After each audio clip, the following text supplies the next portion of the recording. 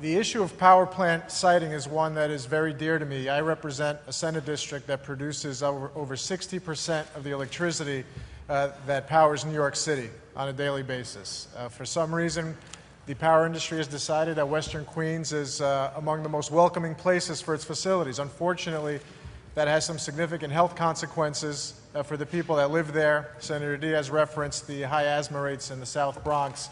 Well, as he also mentioned, Northwest Queens and the South Bronx are separated only by a small piece of the East River, and so many of the health effects that are experienced there are also experienced in Western Queens, and not coincidentally in some communities that are of lower income and communities of color, which was actually proven 10 years ago in a lawsuit that was filed against the mini generators that have been referenced throughout the debate on the floor today.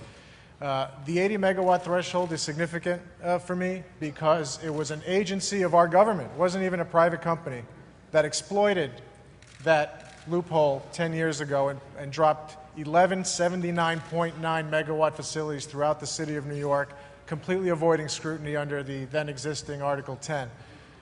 There is also no provision in this bill that would adequately deal with communities that have been overburdened and paying more than their fair share of the burden for the power production in New York.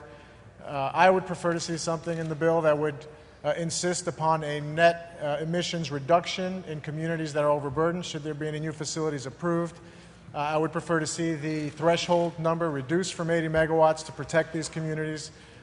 I appreciate that the sponsor has indicated this is a first step in a negotiation that will likely yield a different result by the time something is enacted. But the fact is, as the bill stands today before this House, it is not something that I'm comfortable supporting. I will be voting no and encourage my colleagues to do the same.